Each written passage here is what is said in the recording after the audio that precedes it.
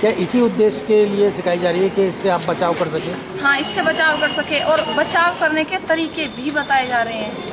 जैसे कि कोई हाथ पकड़ ले उससे कैसे बचना है, यदि कोई मुंह पकड़ ले तो उससे कैसे बचना है, सर पकड़ ले तो कैसे बचना है, छोटी पकड़ ले तो कैसे बचना है, ये सब सिखाया जा रहा है। आपको कौन कौन से शस्त्र चलाने सिखाए गए इस कैंप में?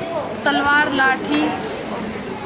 लाठी, सूर्य नमस्कार, चाकू और न्यूधम, जूडो कराटे, बंदूक और तलवार, ये सब सिखाया गया है। आर्या।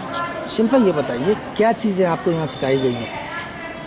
यहाँ पर हमें हमारा शारीरिक बौद्धिक विकास से संबंधित चीज़ें की गई हैं, साथ ही आत्मबल बढ़ाने के लिए चीज़ें जैसे जूडो कराटे, तलवार चलाना, लाठी चलाना, शूटिंग करना और इसके साथ ही कुछ शारीरिक क्रियाएं जैसे योगासन और इससे संबंधित व्यायाम और इस तरीके की और भी प्रक्रियाएं सिखाई जा रही हैं। इसके साथ ही हम जिस प्रकरण में अभी कुछ समय पहले यहाँ पर बातचीत चल रही थी, लव जिहाद से संबंधित, इससे बचने का उपाय जो हमें बताया गया है और जो मुझे पर्सनली भी लगता है वो ये कि हमें मानसिक और शारीरिक रूप से इतना बलवान होना चाहिए, इतने स्ट्रांग होना चाहिए कि अगर कोई इस तरीके का प्रयास अगर करता है तो उससे पहले कि अगर उसे ये महसूस हो कि उसके प्रयास में वो सफल हो रहा है, उससे पहले ही हम उसको असफल कर दें।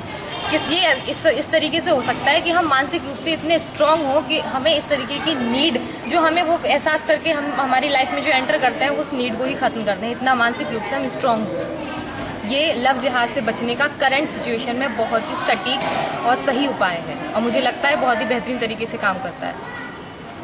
और क्या इस कैंप में आपको सिखाया गया है, कौन से शस्त्र चलाना सिखाया गया है? शस्त्र मैंने आपको बताया, तलवार, चाकू और साथ ही बंदूक चलाना, शूटिंग करना, लाठी और जूडो कराटे जो हमारी आत्मरक्षा से संबंधित चीज़ें हैं। इसमें अगर कोई हमें गलत तरीके से छेड़ने या कुछ इस तरीके की क्रिया करने की कोशिश करता है तो हम उसे कहीं पटकनी दे सकते हैं।